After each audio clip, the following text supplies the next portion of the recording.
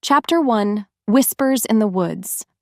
The forest floor was soft under Lyra's bare feet, cool and quiet. Always so quiet.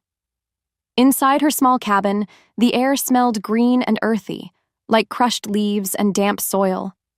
She held a sprig of silverleaf, its tiny hairs tickling her palm.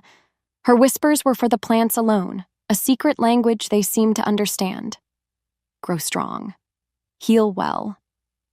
The words were a soft hum in her chest, a little flicker of something she kept hidden deep, deep inside, because magic like hers wasn't welcome here.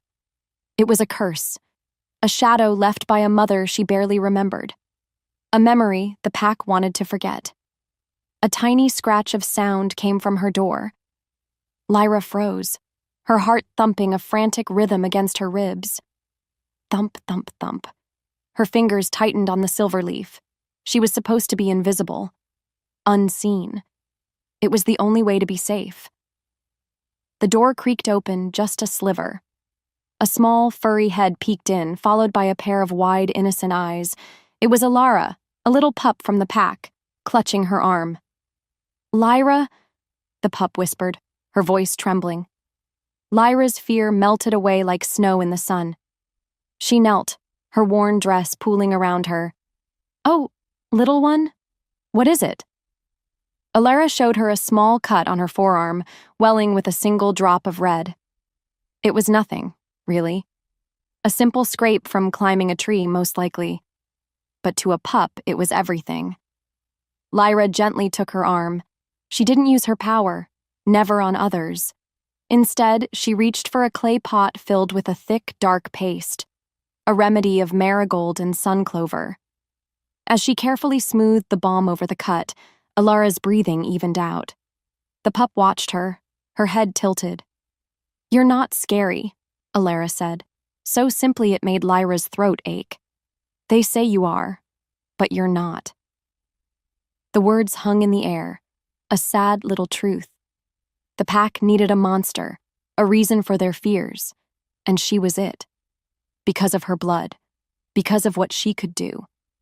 She gave the pup a weak smile and a small bundle of dried berries. "For the walk back," she murmured. Alara hugged her leg, a quick, warm squeeze that felt like a lightning strike. A touch she hadn't realized she was starving for. As the pup turned to leave, she paused at the door. "Are you coming to the full moon ceremony tonight?" The question was a stone dropping into a still pond. Lyra's smile vanished. Of course not. She was never invited. She was the Omega who lived at the edge of their world, a ghost in her own pack. But then, a thought struck her. The moonglow herb. A rare, powerful plant she needed for a special sleeping draft. It only bloomed on the night of the full moon. It only grew deep in the sacred grove. A place she was forbidden to go. But she had to have it.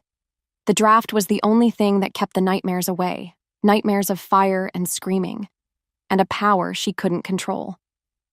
The pup's question echoed in the sudden silence of her cabin.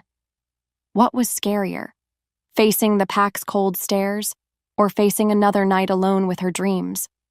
Her decision was made in the quiet space between one breath and the next. She would go. She had to. For just a moment, she would brave their world to get what she needed, then disappear back into the shadows where she belonged. Chapter 2: The Bronze Alpha. To get the supplies she needed for the week, Lyra had to walk near the main pack clearing. This was the part she hated most. It felt like walking through a field of thorns. Every back that turned as she approached, every whisper that died on someone's lips. It all pricked her skin. She kept her head down, her basket clutched tight to her chest, focusing on the worn path. Just get the flour, get the salt, and get out. Her goal was simple, yet it felt like a mountain to climb every single time. It was a journey of 1,000 steps, each one heavy with the weight of being unwanted, of being different, of being her. Then she heard his voice.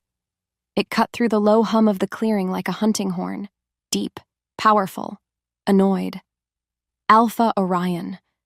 She risked a glance from beneath her eyelashes. He stood near the training grounds, a giant of a man built from muscle and dominance. His hair was the color of dark bronze shining under the afternoon sun. He was talking to Silas, his second in command. Silas was older, with silver in his hair and a smile that never quite reached his eyes. Lyra didn't trust that smile. It was a mask, but she couldn't figure out what it was hiding. "Not a single one is suitable," Orion growled. He wasn't yelling, but his voice carried, a low rumble of thunder that made everyone nearby pretend they weren't listening. They preen and posture, they offer alliances, they offer territory, but none of them have the fire a Luna needs. Lyra's heart gave a painful squeeze. He was talking about a mate. Of course he was. The full moon ceremony was a mating ceremony after all, a time for the Alpha to finally choose his Luna. The pack had been buzzing about it for weeks. Who would it be? An Alpha female from the Silver Creek pack? A warrior from the Northern Ridge? He was looking for power, for a mate who would be a weapon at his side. He wanted a queen, not a partner. Silas nodded, his expression smooth and agreeable. "Strength must meet strength, Alpha. It is the only way to secure our borders, to show dominance." He placed a hand on Orion's shoulder. "The rival pack has been testing our southern patrol. A small problem, but one that needs a firm hand. Perhaps a show of force is in order, before the ceremony tonight? It would remind everyone who leads the strongest pack." Lyra watched as Orion's jaw tightened. He scanned the clearing, his gaze sharp and dismissive. His eyes swept right past her, as if she were a rock or a tree, not even a person. Just nothing. That was worse than hate, wasn't it? To not be seen at all? To be so worthless you didn't even register? A familiar coldness settled in her bones. This was her reality. She was an Omega with a tainted bloodline, a healer who worked in the shadows. To a man like Orion, she was less than dust. The thought should have made her angry, but it only made her feel tired. So very tired. She got her flower, her hands trembling slightly as she paid. She had to get away from here, away from him, away from a world that had no place for her. The ceremony was tonight, and a small, treacherous part of her wondered, what would it be like to be seen? To be wanted? It was a foolish, dangerous thought. A child's wish. She pushed it down, deep down, and hurried back toward the safety of her woods. She had an herb to find, and that was the only thing that mattered. Chapter 3. The scent of nightshade night fell, and the moon climbed the sky, a perfect glowing pearl. It pulled at her, a silent call she felt deep in her blood. The packlands were alive with energy. Bonfires crackled, sending sparks dancing into the darkness. The air was thick with the smell of roasted meat, pine smoke, and something else. That wild, electric scent of werewolves gathering, of power, of joy. Lyra moved along the edges of the celebration, a shadow slipping between other shadows. Her gray cloak made her nearly invisible. This was a skill she had perfected over years of avoidance. How to walk so no one sees you, how to breathe so no one hears you, how to exist without really being there. Her heart hammered against her ribs, a frantic bird trapped in a cage. Her goal was the sacred grove, just beyond the far side of the clearing. It felt a world away. She had to pass so many faces. Faces that would turn to her with scorn or suspicion or, worst of all, with pity. She saw Orion then, standing near the great fire, the heart of the party. He looked like a king, strong, confident. He was laughing with his warriors, but his eyes kept scanning the crowd, searching, hunting for the powerful mate he so desperately wanted. Her stomach twisted into a knot. Just get the herb, and go. The thought became a silent chant, a prayer to keep her feet moving. She finally reached the edge of the woods, the entrance to the grove just a few steps away. She could almost taste her freedom. Suddenly, A great howl ripped through the night. The ceremonial mating call. It was Orion. A sound of pure, raw power that silenced every conversation. It vibrated through the ground, up Lyra's legs, and settled deep in her soul. Every wolf, every single one, answered with their own call, a chorus of longing and belonging. But Lyra stayed silent. Her wolf cowered inside her, because that call wasn't for her. It could never be for her. A profound loneliness washed over her, so sharp and cold it stole her breath. This was what it meant to be an outcast, to be surrounded by your own kind and feel utterly, completely alone. As the echoes of the howl faded, something strange happened. Orion, who had been scanning the eligible alpha females, stopped. He lifted his head, sniffing the air. A confused, frustrated look crossed his handsome face. His wolf, the one who was supposed to choose a mate, had gone quiet. Lyra didn't understand, but then she smelled it too. A faint, sweet scent weaving through the smoky air. Nightshade, her magic. It bloomed from her skin when she was anxious, a nervous habit she could never control. And tonight, she was terrified. The scent was getting stronger. Oh no, she had to leave. Now.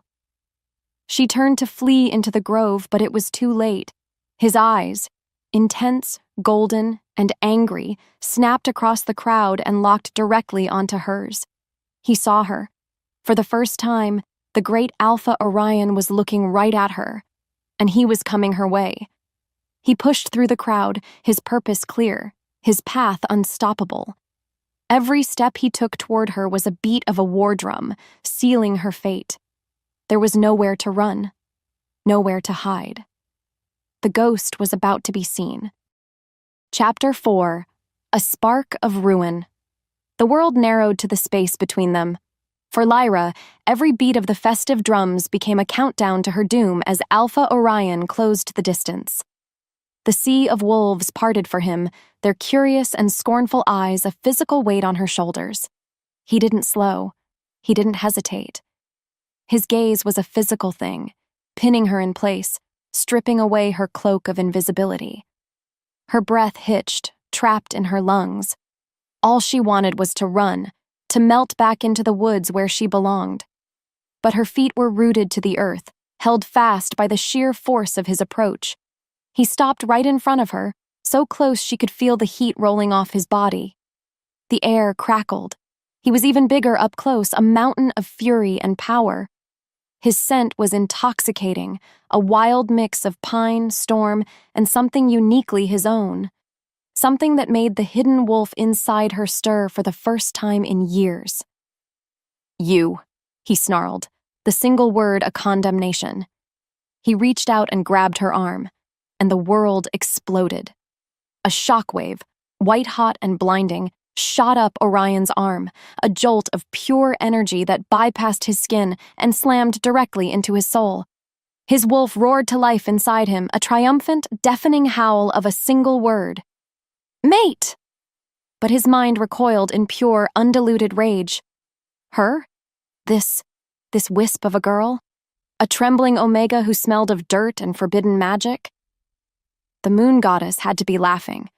This wasn't a blessing. It was a cosmic joke. An insult to his power, to his bloodline, to everything he had built. He felt the bond snap into place, a golden chain linking his soul to hers, and it felt like a shackle. He could feel her terror through it, a fragile, fluttering thing that disgusted and intrigued him. Why didn't she fight? Why did she just stand there, her wide, haunted eyes staring up at him? Lyra gasped as the energy coursed through her. It was nothing like the gentle hum of her own magic. This was lightning, a wildfire. It was terrifying and agonizing, and it felt like coming home. For one dizzying second, the loneliness that had been her constant companion vanished, replaced by an overwhelming sense of belonging, of being seen, of being found. It was the most wonderful and horrifying feeling of her life. She looked at their joined hands, his fingers a powerful cage around her arm, and saw a faint golden light pulsing just beneath their skin. A physical mark of the bond, their bond. The clearing had fallen silent. Every wolf was staring, their expressions a mixture of shock and disbelief. The alpha's fated mate was the outcast, the witch's daughter. The whispers started then, a low hiss that slithered through the crowd. This was it. Her deepest fear realized. She was exposed, ruined. Orion's jaw was a hard line of stone. He saw the stares, heard the murmurs. His authority was cracking right before his eyes. He had to control this. Now. He tightened his grip, pulling her away from the prying eyes, his touch rough and unforgiving. He dragged her toward the shadows at the edge of the clearing, his voice a low, dangerous growl meant only for her. "We'll do this my way," he bit out, the words laced with ice. "This is a contract, not a destiny." Chapter 5. A Contract of Thorns. He pulled her into the cold silence of his private study inside the main pack house. The door clicked shut, cutting them off from the world. It felt final, like a cage door locking. Orion released her arm as if burned, turning his back on her to pace the room. He felt like a cornered animal. His wolf was preening, ecstatic, drunk on the proximity of its mate. It wanted to turn back, to pull her into an embrace, to soothe the terror he could feel pulsing from her through their new bond, but the alpha in him was screaming betrayal. How could he stand before his pack, before rival alphas, with her at his side? A weak, magic-tainted omega. It was a political disaster. He had to fix this because allowing this bond to be seen as legitimate would be a fatal show of weakness. He stopped pacing and faced her, forcing his expression into a mask of cold command. She stood by the door, small and still, her hands clasped in front of her. She looked like a frightened fawn, ready to bolt. But her eyes held a spark of something else. Not defiance, not yet, but a watchfulness, a quiet strength that irritated him because he couldn't understand it. "This is a mistake," he said, his voice flat and hard. "The goddess has made a grave error, one that I will be forced to manage."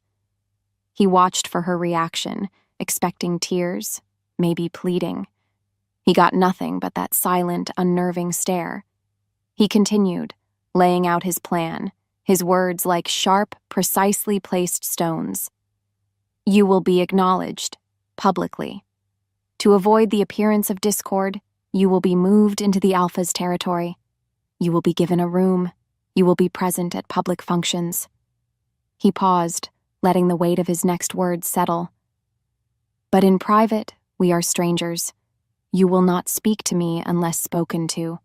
You will not touch me. You will not seek me out. This connection between us," he gestured between them with disgust, "is a political inconvenience. Nothing more. In 1 year we will declare the bond a failure, incompatible. You will be quietly sent away. Do you understand the terms?" Lyra listened, each word a blow. A part of her wanted to crumble. The fragile hope that had sparked to life when their skin touched was being systematically extinguished. He was ashamed of her. He was erasing her. Yet another part of her, the part that had survived years of isolation, was listening for opportunities. He wanted her close to save face? Fine. Being close to the center of the pack, that was a chance to learn, to find out what really happened to her mother. The pack elders had secrets. She knew they did. Secrets about the fire, about her mother's so-called rogue magic. This was her only way to uncover them. This contract wasn't just a cage. It was a key. She lifted her chin, her voice quiet but surprisingly steady. "I understand them." She met his gaze, and for the first time, she let him see the steel beneath her fear. "But I have a term of my own." Orion's eyebrows shot up in disbelief. The audacity. "I won't be a decoration, Alpha," she said, her voice clear and ringing in the silent room. "I will not be a silent doll you trot out for parties. If I am to be your Luna, even in name only, I will be your Luna. Chapter 6. The Gilded Cage. The next day felt like a dream turning into a nightmare. 2 of the Alpha's guards came to her small cabin. They didn't speak to her, just stood there, their arms crossed, while she packed a single small bag. Leaving her home was like tearing a piece of her soul away. She ran her fingers over the familiar wooden table, worn smooth by years of grinding herbs. She breathed in the earthy scent of her life, of her solitude, of her safety.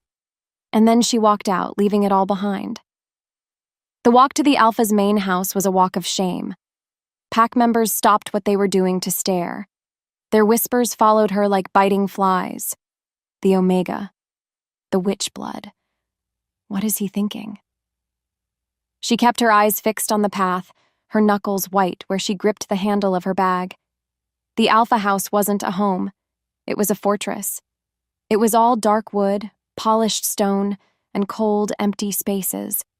It smelled of power and money, a sterile, lifeless scent so different from her cabin's wild warmth. A stern-faced female wolf named Helga showed her to a room. It was luxurious, with a soft bed and silk curtains. It was also a prison, a beautiful gilded cage. The Alpha expects you for the evening meal at sundown. You will be presentable, Helga said, her voice dripping with disdain before she turned and left, the click of the closing door echoing the sound of Lyra's old life ending. Loneliness, sharper and more painful than before, crashed down on her. Before, she was a lonely outcast. Now, she was a lonely prisoner. Later that evening, at a formal gathering to welcome allies, the true battle began.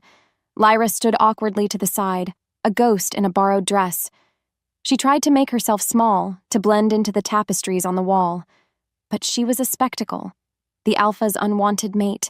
A beautiful she-wolf with fiery red hair and a cruel smile sauntered over to her. Lyra recognized her as Kalia, the Alpha female from the Silver Creek pack, the one everyone assumed Orion would choose.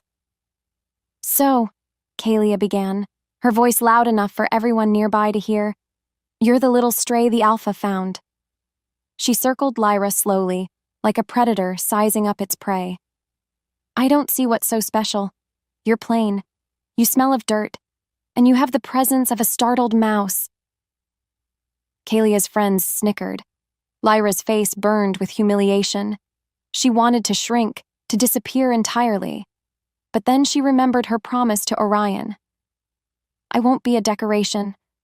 She stood a little taller, meeting Kalia's mocking gaze without flinching. She didn't say a word. Her silence was a shield, a quiet refusal to play the game. Her lack of reaction seemed to infuriate Kalia more than any insult could have. The Alpha female's smile tightened into a snarl. This was just the beginning. Lyra knew it. She was now a target, a symbol of Orion's perceived weakness, and every wolf who wanted power would be coming for her. Chapter 7. Where the Wild Things Grow. The days that followed were a study in survival. Lyra learned the geography of the Alpha house the way a mouse learns the paths in a hawk's territory. She learned which hallways to avoid, which servants' eyes held the most scorn, and which times of day offered the most solitude. After the public confrontation with Kalia, she felt like a raw nerve, every whisper and sideways glance a fresh torment. She needed a place to breathe, a corner of this cold, polished world that felt real. Her search led her past the perfectly manicured rose bushes and the unnaturally green lawns, to a forgotten corner of the estate, hidden behind a crumbling stone wall. A small, rusted iron gate groaned in protest as she pushed it open. And there it was, a secret garden. It was a beautiful disaster.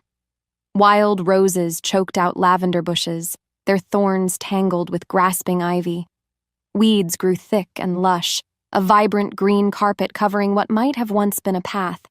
A stone bird bath was cracked, filled with stagnant, mossy water. To anyone else, it would be an eyesore. To Lyra, it was the most beautiful place she had ever seen. It was beautifully, wonderfully broken. Just like her. She stepped inside, the gate swinging shut behind her, and the sounds of the pack house faded away. Here, there was only the buzz of insects and the rustle of leaves. She knelt, her fingers sinking into the cool, damp earth. It felt like shaking hands with an old friend.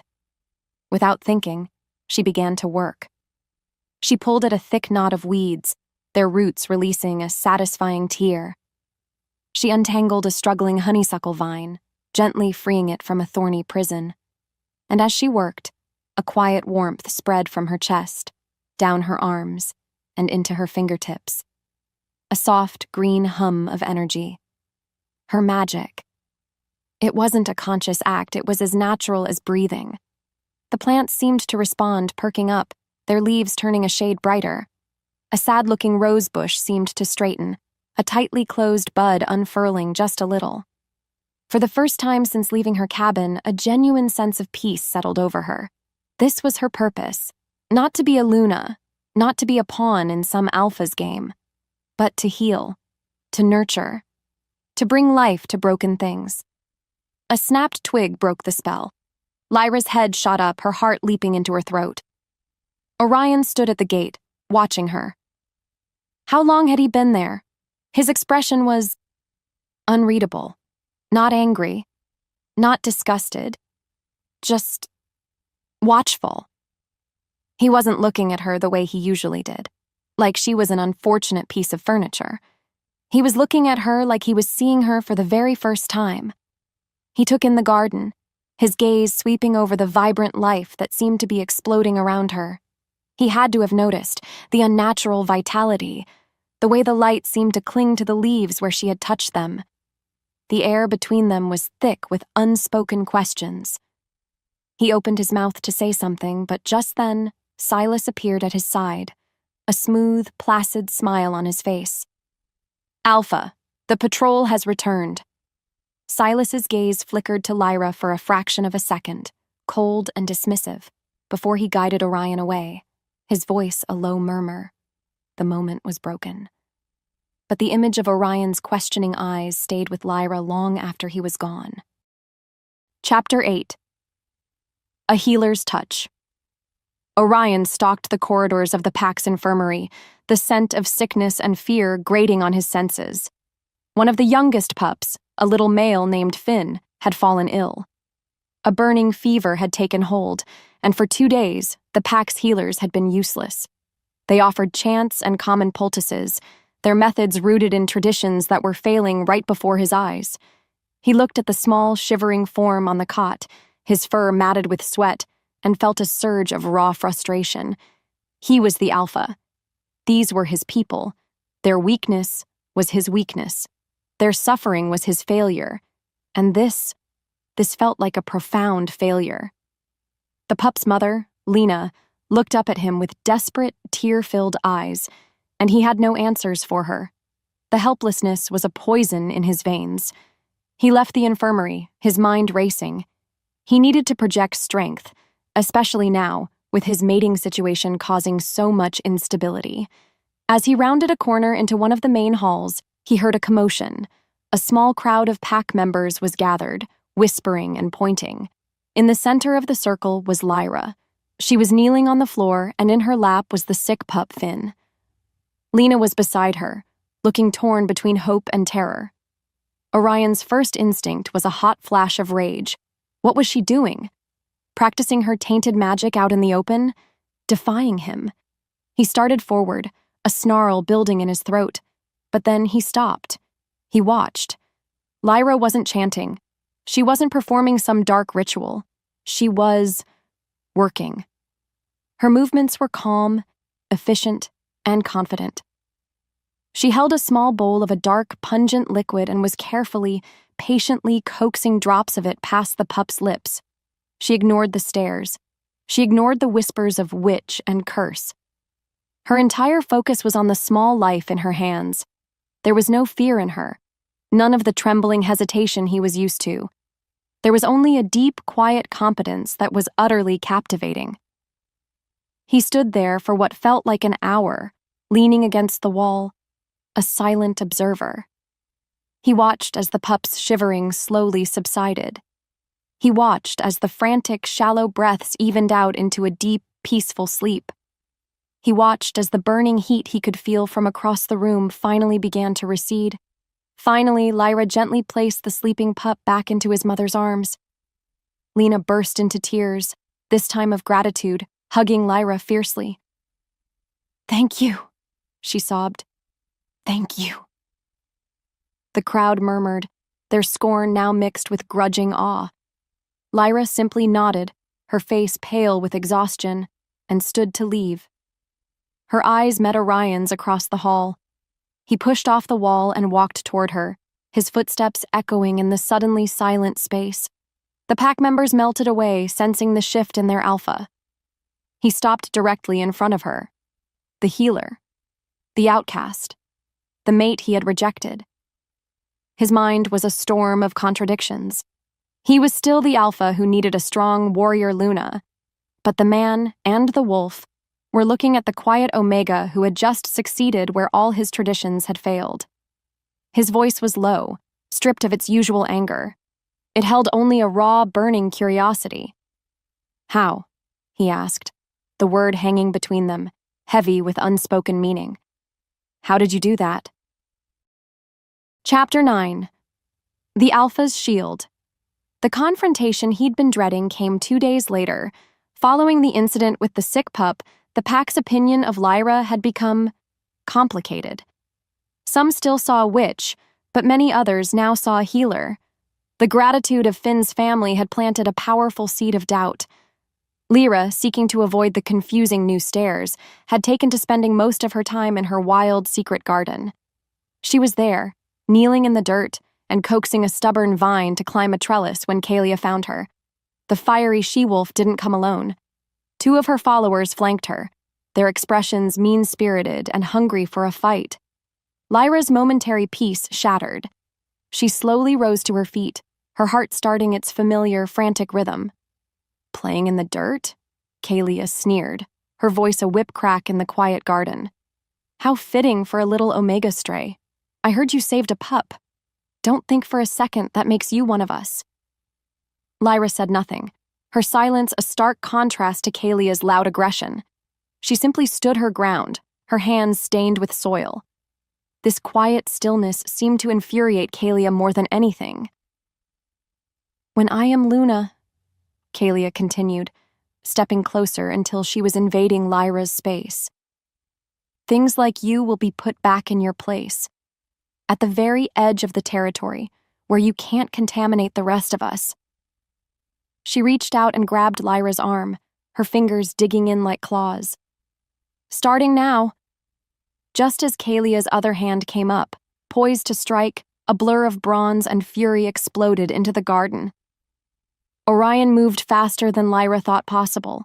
One moment he was gone, the next he was there, his hand locked around Kalia's wrist in a grip of iron. A low, terrifying growl rumbled in his chest, a sound so primal it made the air tremble. His eyes were pure gold, the wolf staring out from within the man. The fury radiating from him was a physical force. "Mine." The word slammed through his mind, a possessive, instinctive roar that shocked him to his core. He wasn't thinking about politics. He wasn't thinking about appearances. He was thinking that this woman had dared to harm what belonged to him. The realization was as terrifying as it was absolute. "Let her go." Each word was a block of ice. Kalia paled, her arrogance instantly vanishing in the face of the Alpha's full, unrestrained fury. She released Lyra's arm as if it were a hot coal, stammering, "Alpha, she was—" Orion cut her off, his voice dropping to a lethal whisper. "You will not touch her again. You will not speak to her again. If I see you even look at her the wrong way, I will consider it a direct challenge to my authority. Am I understood?" Kalia and her followers practically scrambled over each other to get away. Orion stood there, his chest heaving, the aftermath of his rage still humming through him. He turned to Lyra, the gold in his eyes slowly receding. He looked down at the red marks on her arm where Kalia had grabbed her, and a strange, protective ache settled deep in his chest. He had just publicly defended her, fiercely. He had claimed her in front of others, an act that went far beyond their cold, sterile contract. The bond between them pulsed, a tangible thing now, humming with his protective instinct and her stunned surprise. He opened his mouth to say something, to explain, but no words came. What could he possibly say? Chapter 10. An Unspoken War. The tense silence that followed them from the garden was a living thing, thick and suffocating. Orion didn't drag Lyra this time. He stalked ahead, the stiff line of his back a wall of controlled fury. He led her back to his study, the same room where he had laid out his cold contract and shut the door with a quiet click that sounded louder than a slam. He was a storm contained in a human form, pacing the length of the room, his movements tight and predatory. The wolf was clawing at the inside of his skin, demanding release, demanding he go back and tear Kalia apart for daring to touch their mate. But the alpha was reeling, thrown into chaos by a single, undeniable emotion, a possessive rage so profound it scared him. He had to understand it, which meant he had to understand her. He finally stopped and whirled to face her. She stood near the door, her arms wrapped around herself, those wide, watchful eyes fixed on him. She wasn't cowering, but she looked fragile, like a winter leaf. "Why?" he demanded, the word ripping out of him, harsh and raw. "Why didn't you fight back? She insulted you. She threatened you. She put her hands on you, and you just stood there." He was searching for a reaction he could recognize.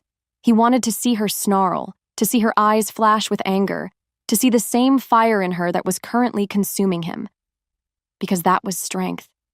That was survival. Her stillness was a language he couldn't comprehend, and it was driving him mad.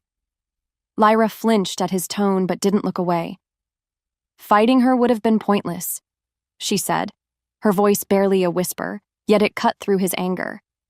"It would have been a spectacle. It was what she wanted. It would have proven I was nothing more than an animal." Orion scoffed, throwing his hands up in exasperation. "You are an animal. We all are. We fight for our territory, for our honor, for our mates. It's who we are. Don't you have any pride?" He took a step closer, trying to force a reaction, trying to make her show him something, anything, other than this infuriating calm. He needed to believe she was weak, because the alternative, that he was simply too blind to see her strength, was a blow to his pride he couldn't handle. "There are different kinds of strength, Alpha," she said, and this time her voice was a little stronger. "Not all battles are won with teeth and claws." Her words were a direct challenge to his entire worldview. Strength was dominance. Strength was fear. Strength was a sharp blade and a loud roar. Her quiet endurance, her ability to absorb hatred and not break. What was that? It wasn't weakness. He was beginning to realize that. It was something else entirely. Something he had never encountered before. The bond between them flared, carrying her quiet resolve directly into his chest. It was like a cool stream of water on his raging fire, and the contrast was staggering. He was about to argue, to push her again, to demand she explain herself in a way he could understand, when a piercing shriek ripped through the pack house. An alarm. A high, wailing siren that meant only one thing. Invasion. Orion froze. His head snapped toward the window. Warriors were shouting in the halls. The scent of ozone and enemy wolves hit the air. The rival pack. Silas's warning. They were here. Duty slammed back into place, eclipsing everything else. He looked from Lyra's troubled face to the door, his inner war silenced by a real one. He gave her one last, frustrated look. "Stay here. Don't leave this room." Then he was gone, a blur of motion, leaving her alone in the sudden, terrifying silence. Chapter 11. A Bond of Blood and Fury. The echoes of the alarm faded, leaving Lyra in a silence that felt heavier than the noise. He had left her behind. Of course he had. She was a liability, not a partner. His angry words still stung, leaving her feeling small and misunderstood. Needing to escape the suffocating confines of the study, she slipped out and made her way to the one place that felt like hers, the hidden garden. The chaos of the pack house was a distant roar here. She knelt in the dirt, the familiar act of tending to the plants a balm to her frayed nerves. She didn't know how long she was there, lost in the quiet work of coaxing life from the earth. She was so focused, she didn't hear the whisper-soft footsteps behind her. Not until a shadow fell over her. She looked up, expecting a guard, or maybe even a curious pack member. But the wolf who stood over her was a stranger. His eyes were cold, flat, and held a chilling emptiness. His scent was wrong, acrid and foreign. He was one of the invaders. Panic, cold and sharp, seized her. She scrambled to her feet, backing away. "Who are you?" The wolf didn't answer. He just smiled, a cruel slash in his face, and shifted. The change was violent and fast, a sickening crack of bones and stretching of skin.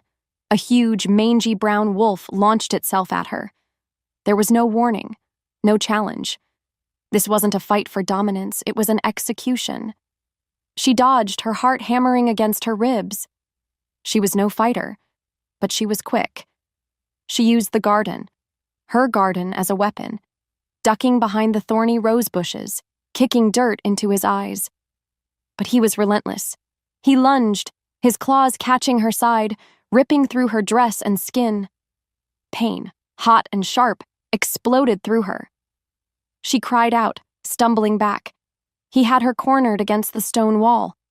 He gathered himself for the final lunge, his yellow fangs bared. Despair washed over her. This was it. This was how she died.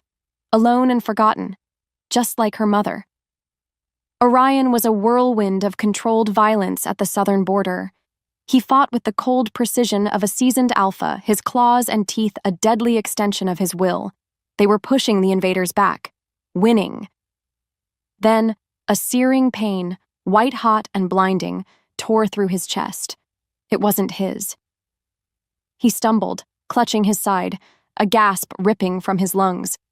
An image flashed behind his eyes, vivid as a lightning strike. Lyra's face, pale with terror. Claws descending, the stone wall of the garden, the bond. It wasn't a connection, it was a lifeline, and it was screaming that his mate was dying. No! The roar was torn from his soul. He didn't think, he didn't plan. He abandoned the fight, his warriors, his duty. He just ran. Silas appeared in his path, trying to stop him. "Alpha, the fight is here!" Orion shoved him aside without breaking stride, a primal snarl ripping from his throat. Nothing mattered but her. The world became a blur of green and brown as he sprinted through the woods, following the invisible thread that tied his soul to hers. He burst into the garden just as the brown wolf lunged for her throat. Time seemed to slow. He saw the terror in Lyra's eyes, the blood on her side, the finality of the moment. And something inside him broke. A pure, primal rage unlike anything he had ever felt took over. His shift was instantaneous, a violent explosion of bronze fur and fury. He hit the other wolf like a freight train. The fight was not a fight. It was a slaughter. It was swift, brutal, and absolute. When it was over, he stood panting over the mangled body of his enemy, his wolf form trembling with the force of his rage. He shifted back, not caring that he was naked, wounded, and covered in blood. He fell to his knees beside Lyra, pulling her into a desperate, crushing embrace. He buried his face in her hair, his entire body shaking. He was alive. She was alive. And in that moment, nothing else in the universe mattered. Chapter 12. The Whisper of a Kiss. The world came back to Lyra in pieces. The scent of blood, sharp and metallic. The feeling of strong arms holding her together, keeping her from shattering. The sound of harsh, ragged breathing in her ear. She opened her eyes. Orion. He was here, solid and real, his warmth a shield against the cold shock that was setting in. He was hurt. Scratches crisscrossed his chest and arms, bleeding freely. The healer in her, the part of her that was core to her being, pushed through the terror. She pulled back, her hands trembling as she reached out to touch a deep gash on his shoulder. "You're bleeding," she whispered, her voice hoarse. He just looked at her, his golden eyes filled with a raw, wild emotion she couldn't name. It was more than concern. It was devastation. As if watching her near death had ripped something essential out of him. She rose on shaky legs, pulling him up with her. "Come," she said, her voice finding a sliver of its old strength. "We need to get you inside." She led him away from the carnage, away from the dead wolf that lay broken on the ground. She didn't take him to the main house. She took him to her room, the gilded cage that now somehow felt like the only safe place in the world. The silence inside was thick and heavy. He sat on the edge of her bed, watching her with that same intense gaze as she gathered her supplies. A bowl of warm water, clean cloths, her pot of marigold salve. Her hands were shaking so badly she could barely unstopper the bottle. He reached out and covered her hand with his touch steady and warm. The simple gesture sent a jolt straight through her. She began to clean his wounds. Her touch was gentle, practiced. As her fingers brushed his skin, she felt it again, the hum of the bond. But this time, it wasn't a shockwave. It was a soft, warm current flowing between them. A little of her power, the green, gentle magic she always kept hidden, seeped from her fingertips without her permission. A soft, pale green light flickered around his wounds, and she saw his skin begin to knit together, the bleeding slowing, then stopping completely. He stared at her hands, then back at her face, his expression one of pure, humbled awe. The alpha was gone. The arrogant pride was gone. In their place was a man looking at a woman who had just saved him in more ways than one. The air in the room changed. The scent of blood and fear was replaced by something else, something electric and heady. The tension of the fight gave way to a different kind of tension, one that pulled them closer, tightening the space between them until it was impossible to breathe. He lifted his hand, the one that wasn't holding hers, and slowly, as if afraid she might bolt, he cupped her cheek. His thumb stroked her skin, sending shivers down her spine. "Lyra," he murmured, her name a prayer on his lips. He leaned in, and she met him halfway. Their first real kiss wasn't soft or tender. It was a collision. It was desperate and hungry, a raw, soul-deep confirmation of life. It was the taste of his blood and her tears. It was the frantic beat of two hearts that had almost stopped. It was a promise made in the silent aftermath of violence, sealing a bond that was no longer a contract, but a fierce, undeniable truth. And far below, hidden in the shadows of the house, Silas watched a flicker of green light fade from the window of the Omega's room, his face a mask of cold, calculating fury. His plan had failed. It was time for a new one. Chapter 13, Alpha and Luna. Everything was different now. In the days following the attack, the unspoken contract between them had dissolved into ash. Orion found that the cold, empty spaces in the Alpha house felt colder and emptier when Lyra wasn't in them. He sought her out not from duty, but from a gravitational pull he no longer bothered to fight. He'd find her in the garden, her hands in the dirt, a smudge of soil on her cheek, and a quiet peace would settle in his own chest. He had seen her strength now, not the loud, aggressive kind he had always valued, but a deep, resilient strength that had saved a pup's life and faced down a rival alpha without flinching. He had been a fool, a blind, arrogant fool, and he was determined to make things right. His chance came during the weekly council meeting. He walked into the stuffy, wood-paneled room with Lyra at his side. The 7-pack elders, ancient wolves with grizzled fur and eyes that had seen 100 winters, stopped their murmuring. Their collective shock was a palpable force in the room. Silas, ever the politician, was the first to recover, rising to offer Lyra a seat with a smile that was all teeth. Orion saw the cold flicker in his advisor's eyes, a seed of distrust planted during the border attack when Silas had tried to stop him from going to her was beginning to sprout. He had to be careful. He was challenging a century of prejudice. He was telling his pack that this quiet Omega, this witch blood, was their equal.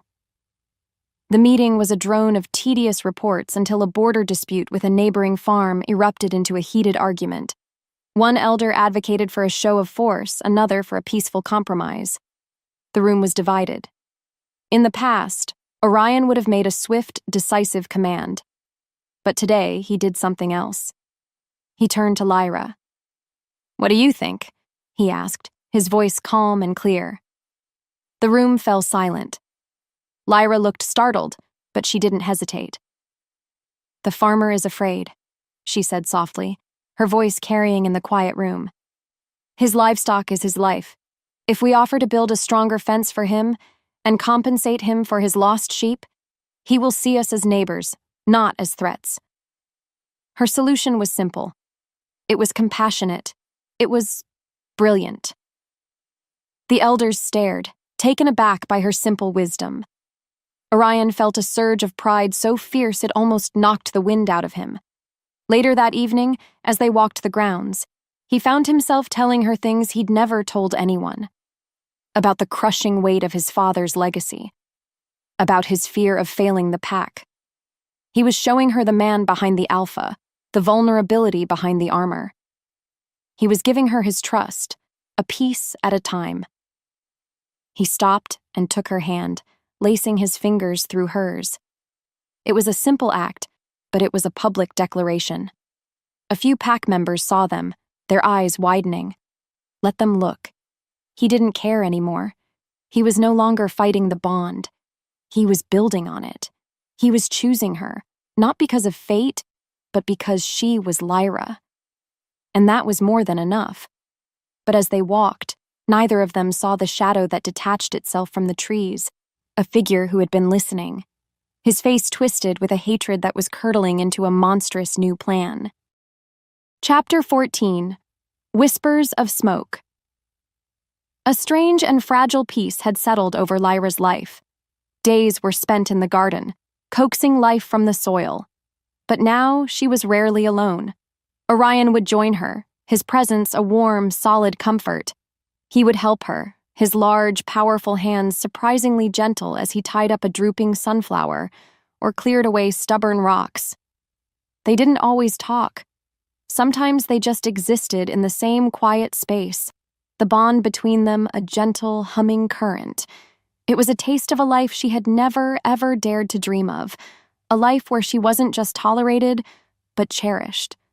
She was standing on the edge of happiness, afraid to take that final step, terrified it would all just vanish like morning mist. And then it did. A siren's scream tore through the peaceful afternoon, a sound of pure panic that ripped her newfound joy to shreds. Then came the smell. Smoke. Acrid and thick, it clawed at the back of her throat. A memory, sharp and terrifying, flashed through her mind, screaming, the heat of a fire on her face, her mother's frantic eyes. She stumbled back, a gasp of pure terror escaping her lips. The garden, her sanctuary, suddenly felt like a trap. The world was burning all over again. Orion was by her side in an instant. He was no longer the gentle man helping with her flowers. He was the alpha. His face was a mask of command, his eyes sharp and focused. "Go inside," he ordered, his voice a low growl. "Lock your door." He was already shouting orders, warriors converging from all directions, their movements a blur of controlled chaos. But as he turned to run toward the smoke, his eyes met hers. And for a second, she saw his terror mirrored back at her. Not just for his pack, but for her. He was afraid for her. Then he was gone, swallowed by the emergency. The reports came back in frantic shouts. The fire was in the northern woods, it was big, and it was moving fast, impossibly fast, like it was alive, like it was hungry. Orion stood on a ridge overlooking the blaze, and a cold dread settled in his gut. This was no normal forest fire. The flames were an unnatural color, a sickly green licking at the edges of the orange. The wind was whipping it into a frenzy, pushing it directly toward the pack's residential sector. His warriors fought with desperate courage, creating fire breaks, hauling water. But it was like trying to stop the tide with a bucket. For every section they contained, the fire would leap 50 feet, starting new fronts. It was strategic. It was intelligent. This was an attack. But by who? The rival pack? It didn't feel like their work. This felt darker, more sinister. He heard a shout, and his blood ran cold. The fire had jumped the river. It was now racing toward the old lands, the place where the outcasts used to live, the place where Lyra's mother had died. He looked back toward the Alpha House, a desperate, protective instinct warring with his duty. He was losing. His pack was losing. And the fire was heading straight for the heart of Lyra's darkest memories. Chapter 15. The Whisper of the Forest. Lyra couldn't stay inside. The polished walls of her room were a cage, each tick of the clock a countdown to disaster. She could feel the fire. It was more than just seeing the smoke and hearing the shouts. She could feel the forest's agony deep in her soul. The ancient trees were screaming. The animals were fleeing in terror. It was a wave of pain that crashed against her senses, and it was becoming unbearable. This was her home. These were her woods. And they were dying. She ran. She ignored the guards who yelled for her to stop, her feet flying over the ground, her body moving with a purpose she hadn't felt before. She knew, with a certainty that defied all logic, where she had to go. She found the clearing at the heart of the approaching firestorm. The heat was a physical blow, stealing the air from her lungs. Embers rained down like angry orange snow. Through the swirling smoke, she saw Orion. He was there, his face streaked with soot, his eyes wild with desperation. He was fighting a losing battle, a king watching his kingdom turn to ash. He saw her, and his eyes widened in disbelief and fear. "Lyra, get back! It's not safe!" But she just walked toward him, the heat pressing in on all sides. She stopped a few feet away, and in the roaring chaos of the fire, they were in their own silent world. She looked at him, her heart in her eyes. She didn't need words. Her gaze said it all. "I can stop this. You have to trust me." Orion stared at her, his mind struggling to catch up. He saw the power humming just beneath her skin, a visible aura of pale green light. He saw the absolute certainty in her eyes. All his life, he had been taught that magic like hers was a curse, an unstable force of destruction. It was the reason her mother had been exiled, the reason she had died. But looking at Lyra now, he didn't see a curse. He saw a solution. He saw his pack's only hope. His warriors were falling back, beaten. The fire was seconds from consuming them all. He had to make a choice: trust his traditions or trust his mate. It wasn't a choice at all. He gave a single, sharp nod. That was all she needed. Lyra closed her eyes, took a deep breath of smoky air, and for the first time in her life, she let go. She didn't just open the door to her power, she tore the entire wall down. The energy that surged through her was immense, a wild, untamed river. It was terrifying. It was exhilarating. She didn't shout. She didn't chant. She whispered to the forest. A silent plea, a desperate command. Enough. The world responded. The wind, which had been fanning the flames, stopped. Then it shifted, turning back on the fire with a vengeful howl. The sky above the clearing, which had been orange with firelight, turned a dark, bruised purple. A single drop of rain hissed on a hot rock, then another, then 1,000. A sudden, torrential downpour fell from the sky, a focused deluge that hammered down on the fire with incredible force. The blaze faltered, steamed, and died.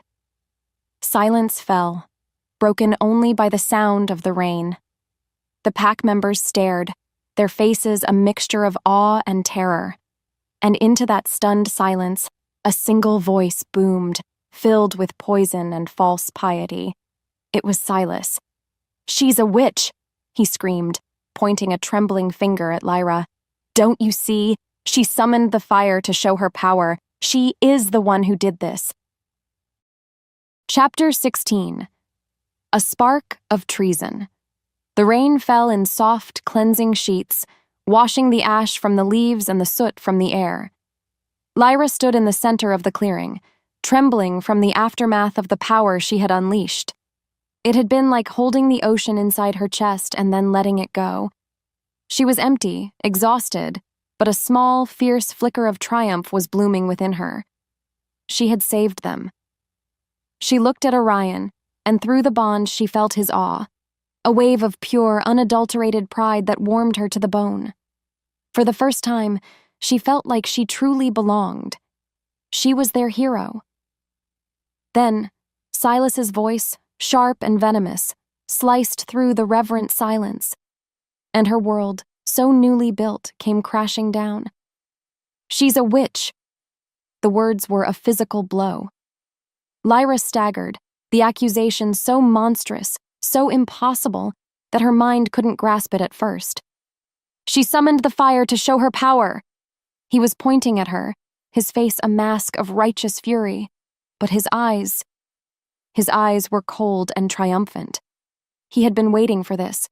He had planned this. The pack, moments before looking at her with wonder, now shifted. Their expressions curdled. Awe became fear. Respect became suspicion. The old terror, the deep-seated fear of rogue magic that had haunted their pack for a generation, resurfaced like a plague. Whispers started, ugly and familiar. Witch blood, just like her mother. She was always a curse. Lyra's breath caught in her throat. She turned her eyes to the only person who mattered, to Orion. She pleaded with him in the silent language of their bond. "Tell them. You know the truth.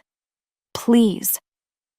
Orion felt Lyra's panic as if it were his own, a frantic fluttering against his soul.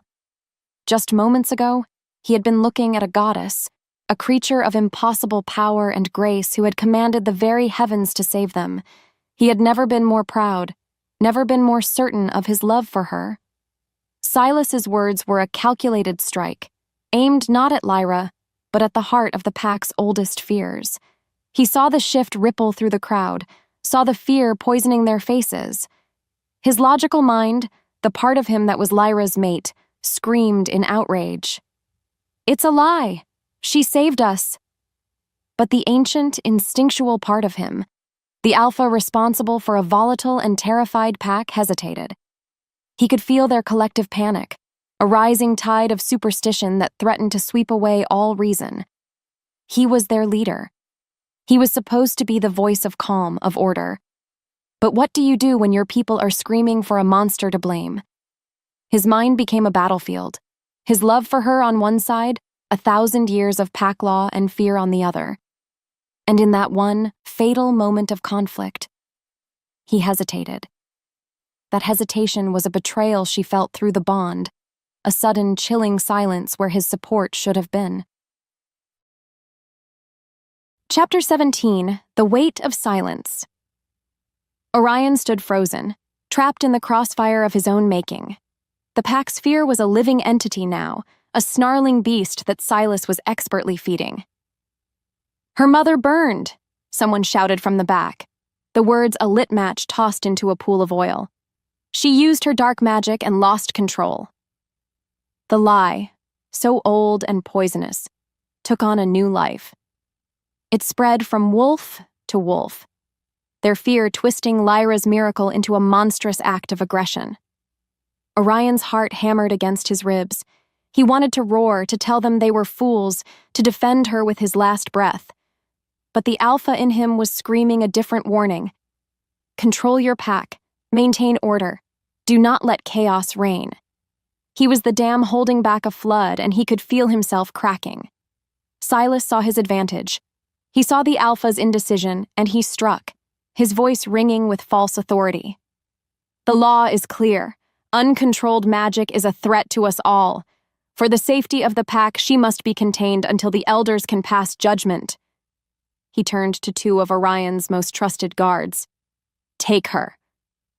The guards looked to Orion, their eyes searching for a command, a counter-order, anything, but none came. Orion's throat was tight, his limbs heavy as stone. His mind was a maelstrom of what he should do versus what his role demanded he do. If he defied the pack now, In this state of panic, they would see it as him choosing a witch over them. He could lose their loyalty, their trust. He could shatter the pack he was sworn to protect. It was a catastrophic, cowardly miscalculation, a choice made from fear instead of love, and he knew it the second it was made. He watched, as if in a terrible dream, as the guards moved toward Lyra. He saw her eyes, wide with disbelief, find his across the clearing. He saw the desperate, fragile hope in them plead with him one last time, and then he saw that hope shatter, extinguished by his silence. It was the most profound failure of his life. The guards took her arms, their touch hesitant but firm. She didn't fight. She didn't scream. She just went limp, her spirit seeming to collapse inward. Her head bowed in defeat. As they began to lead her away, she lifted her head and gave him one final look. There was no anger in it, no hatred. There was only a deep, bottomless ocean of heartbreak, a look that said, "I trusted you." That silent condemnation was a blade that carved out his soul. He had stood by and watched his world, his mate, his honor, get dragged away, and the only thing he had done was watch. The silence he left in his wake was the loudest, most damning sound he had ever known. Chapter 18. A Cell of Echoes. The cell was a box of cold stone and old sorrows. It smelled of damp earth, mildew, and the faint, lingering despair of everyone who had been locked inside it before her. Lyra sat on a thin pile of straw, her arms wrapped around her knees, trying to make herself as small as possible. The physical cold was nothing. It was the ice that had formed around her heart that made her shiver. His betrayal played over and over in her mind. Not the pack's scorn. She was used to that. It was Orion's silence, his stillness, the look of conflict in his eyes as he chose his pack's fear over her truth. She had saved them all. She had bared her soul, her deepest, most terrifying secret, and trusted him to be her shield, and he had let them take her. A tear, hot and lonely, slid down her cheek. All the hope she had carefully, foolishly, allowed to grow over the past few weeks was gone. It had been a lie, a beautiful, wonderful lie. The moments in the garden, the feeling of his hand in hers, the desperate, life-affirming kiss. It all felt like a story that had happened to someone else. She was right back where she started. No, it was worse. Before she had been an outcast, but she had been safe in her solitude. Now she was a prisoner, condemned by the man her very soul had chosen. She was her mother. The thought was a bitter poison. A woman with a gift no one could understand, destroyed by the fear of those she loved. Was this her destiny? To be a tragic echo of a story already told? To die alone in a cell, branded a monster? Despair, heavy and suffocating as a shroud, settled over her. What was the point of fighting? What was the point of being strong? Her strength had saved them, and it had earned her a prison sentence. Her love had been given to an alpha who was not brave enough to accept it. Maybe the pack was right. Maybe her power was a curse. Maybe she was a monster. She curled into a tighter ball, the straw pricking her cheek. She just wanted it all to end. To close her eyes and disappear. To feel nothing. It was in that moment, at the absolute bottom of her despair, that she heard it. A faint, hesitant sound from the other side of the heavy, iron-banded door. Scratch. Scratch. A soft whine followed. It was a small, familiar sound. Lyra lifted her head, her brow furrowed. Scratch. Scratch. Whimper. It was the little pup. Alara. The one whose arm she had healed. She had found her way down to the dungeons. Alone. A tiny, persistent sound of loyalty in a world that had abandoned her. A single flickering candle of hope in the suffocating darkness. Chapter 19. A Scent of Treachery. Guilt was a poison, and Orion was dying from it. In the suffocating silence of his study, The image of Lyra's face as she was dragged away was burned into his mind. Her shattered trust, her silent heartbreak. He had failed. In the single most important moment of his life, he had failed as a male, as a mate, and as an alpha. His wolf clawed at his insides, a beast sick with shame. He paced the room, the memory of the fire playing over and over in his head. It didn't make sense. The speed of the blaze was unnatural. The sickly green color of the flames. It wasn't right. He tried to grasp the details, to force logic onto a situation that had been pure chaos. And then, a memory surfaced. A detail he had missed in the heat of the moment. It was a scent. Just before the fire, when he and Silas had been talking, he'd noticed a faint chemical smell clinging to his advisor's clothes. He had dismissed it at the time, but it was the same acrid smell he'd detected on the rogue who had attacked Lyra in the garden. The very same. The pieces slammed into place with the force of a physical blow. The ambush. The fire. Lyra's public display of power. It wasn't a series of unfortunate events. It was a setup, a perfectly orchestrated, diabolical frame job. And Silas, his trusted friend and advisor, the man who had served his father, was behind it all. The realization didn't just bring anger. It brought a chilling, terrifying clarity. Silas hadn't just betrayed him. He had used the pack's deepest fears as a weapon. He had nearly gotten Lyra killed.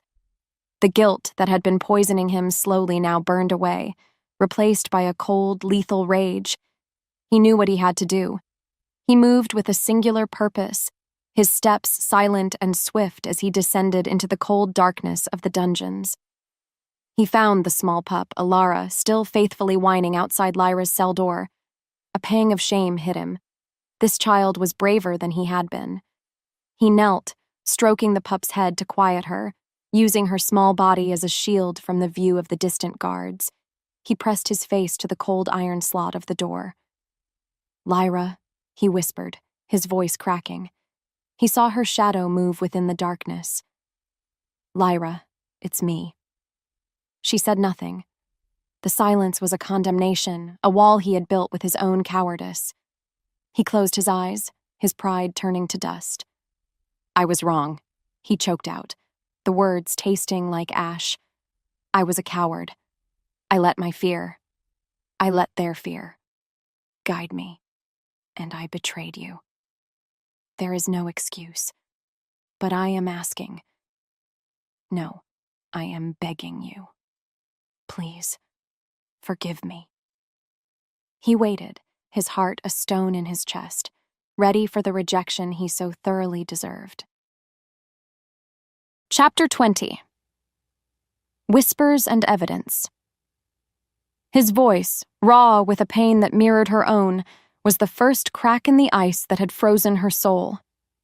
Lyra had been curled in the darkness, listening to the loyal little pup on the other side of the door, when Orion's whisper had reached her. Every part of her wanted to stay silent, to let him suffer in the prison of his own guilt. But the genuine agony in his voice, the complete shattering of his pride, it was an undeniable truth. He wasn't the arrogant alpha from the start of their story. He was a broken man begging for a forgiveness he didn't think he deserved. The pup's loyalty had been a candle in the dark. His confession was the sunrise. She pushed herself off the straw-covered floor and moved to the door. "He planned it," she whispered back, her voice raspy from disuse. "Silas, he planned all of it." On the other side of the door, she heard Orion's sharp intake of breath. "I know," he said, his voice laced with a newfound venom. "I know. But knowing and proving are two different things. The elders will demand proof." Lyra closed her eyes, her mind, now clear of the fog of despair, beginning to work. The fear was still there, but beneath it, a cold, hard resolve was forming. Her goal was no longer just to survive, it was to fight back. "The wolf in the garden," she said, her thoughts racing. He didn't act alone. He smelled of Silas and of fear. They were a team now, their minds working as one through the thick wooden door. He had the pack's loyalty. She had the pack's secrets. He had the strength. She had the power. "I can find it," she said, an idea blooming, dangerous and bold. "The proof. My magic isn't just for storms and healing, Orion. It's connected to the life of the forest, to memories." Orion unlocked the cell, and the moment the door swung open, he pulled her into an embrace that was less about passion and more about a desperate spiritual reunion. After a moment, she pulled back. "We need to find where the rogue hid his things, something that ties him to Silas." He led her from the dungeons, cloaked in shadows. They slipped out of the pack house and into the moonlit forest. In a secluded clearing, she stopped. "I need you to guard me," she murmured. "This will take all of my focus." He nodded, his expression grim, and took up a defensive stance, his eyes scanning the darkness. Lyra sat on the ground, closing her eyes. She didn't reach for the raw power of the storm. She reached for something quieter, a whisper. She followed the faint, lingering trail of the dead rogue's terror, the residue of his violence that still stained the garden. The forest responded, its whispers guiding her, showing her images, scents, and echoes of the past. A hollow log, a hidden satchel, the scent of Silas's personal seal wax. "There," she breathed, opening her eyes and pointing to the north. "A hollow oak tree by the creek. He hid his payment there." Together they ran, their purpose singular. They found the tree and inside a leather pouch containing not just coin, but a letter of instruction, sealed with Silas's own crest. They had their proof. The game had changed. Chapter 21. The Council of Lies. The next day, Orion called an emergency council meeting. The air in the Great Hall was thick with tension and confusion. He strode to the center of the room, but this time, he was not alone. Lyra was at his side, her hand in his. She was no longer the trembling Omega hiding in the shadows. She stood tall, her expression calm and resolute, meeting the gazes of the shocked elders without flinching. She was his Luna, and today, the entire pack would know it. Silas was already there, his face a perfect mask of concerned leadership. He gave Lyra a look of pity that made Orion's blood boil. The snake was about to strike, but today, Orion was ready.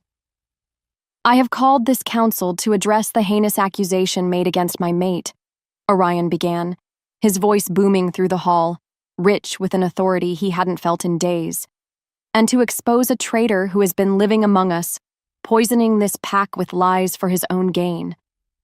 A wave of murmurs swept through the assembled pack. He held up the leather pouch. This belonged to the rogue who attacked Lyra. Inside, we found payment and instructions, sealed with the personal crest of the wolf who hired him. He paused, letting the weight of his words sink in before turning and leveling a finger directly at his second in command. Silas. The name dropped like a stone in the silent room. Gasps of disbelief and shock erupted. Silas, the respected advisor, the loyal friend, it was impossible. Silas, for his part, played his role perfectly.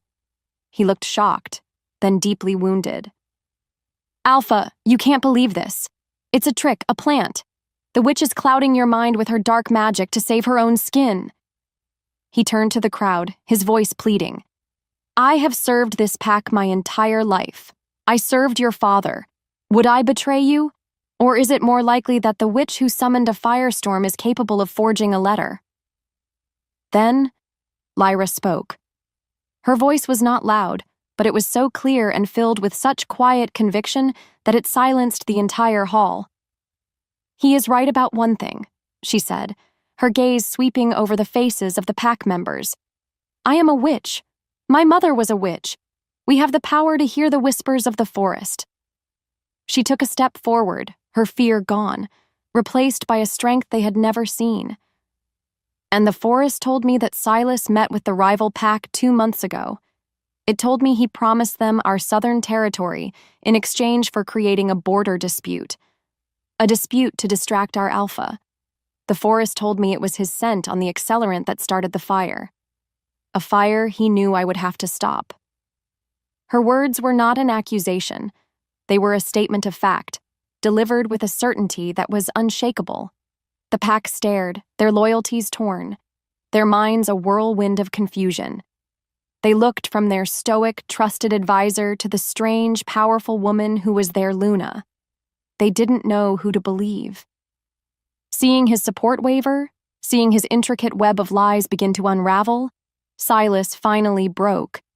The mask of civility shattered, and the true monster was revealed. With a roar that was more beast than man, he shifted, his body contorting into the enraged form of a massive, snarling wolf.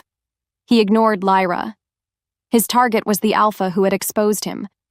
He launched himself directly at Orion.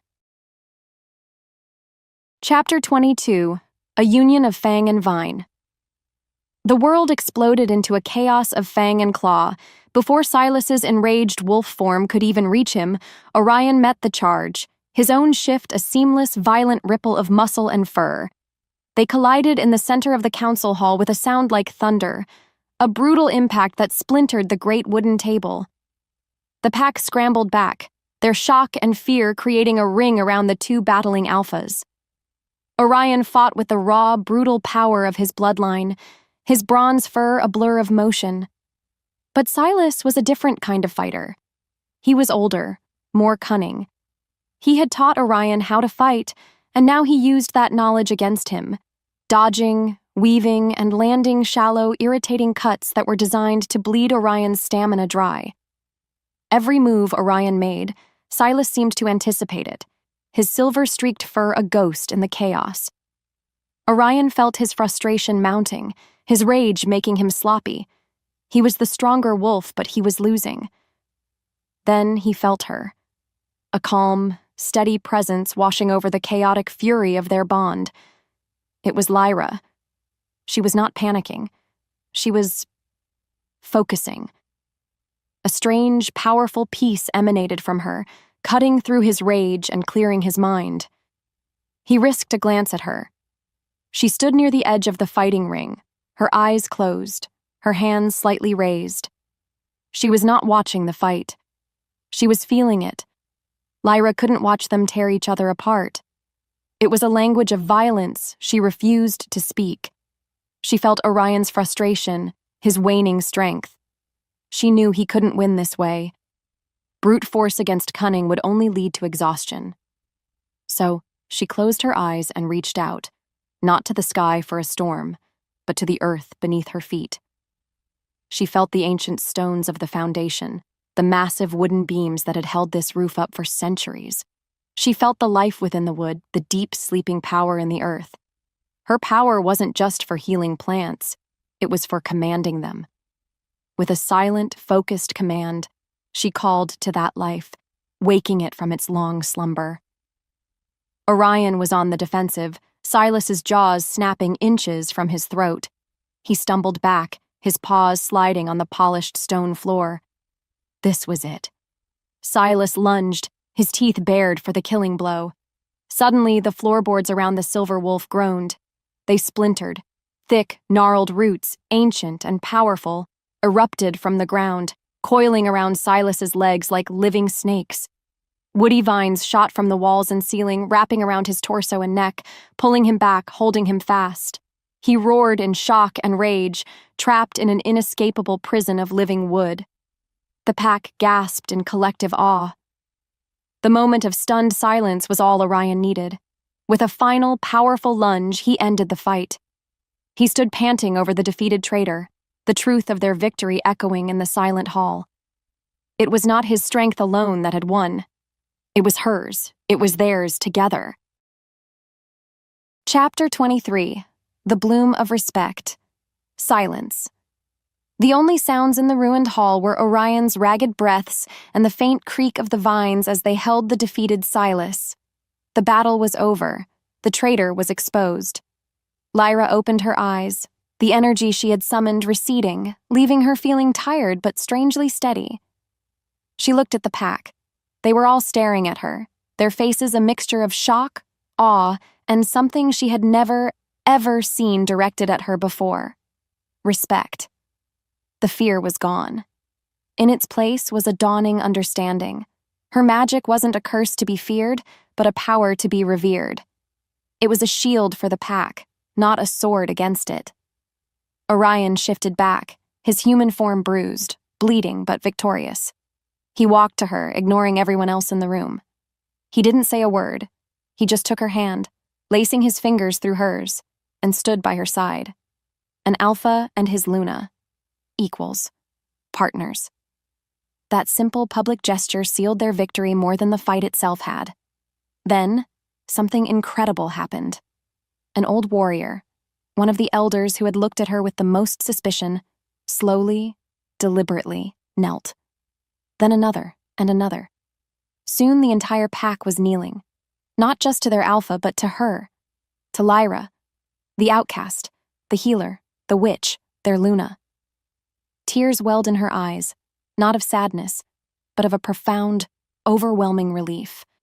The loneliness that had been her skin for her entire life was finally gone. She had a home. Her first act as their Luna was not to give a speech or accept their praise. She saw the warriors who had been injured in the scuffle. She saw the fear and shock on the faces of the young ones. Her healer's instinct, the very core of who she was, took over. She gently pulled her hand from Orion's and went to the nearest wounded wolf, her touch gentle, her voice a soothing murmur. She began to heal, her green magic a soft, warm glow in the dimly lit hall. She was not a warrior queen who ruled by fear. She was a compassionate leader who ruled with kindness. And as she worked, she felt the pack's fear of her magic transform into a deep, abiding gratitude. The open wounds of the past, her mother's tragedy, her own isolation, were finally beginning to close. She had not only saved her pack, she had healed it. Chapter 24. Where We Belong. Several weeks later, Orion woke to the smell of damp earth and blooming moonflowers. He didn't have to open his eyes to know that Lyra was awake, tending to the small indoor garden she had cultivated on their balcony. He lay there for a moment, listening to her soft humming and a sense of peace so deep it felt like it had settled into his bones, washed over him. Their room, not his, was no longer the cold, sterile chamber of an alpha. It was a home. Her books on herbs and history were stacked on his shelves.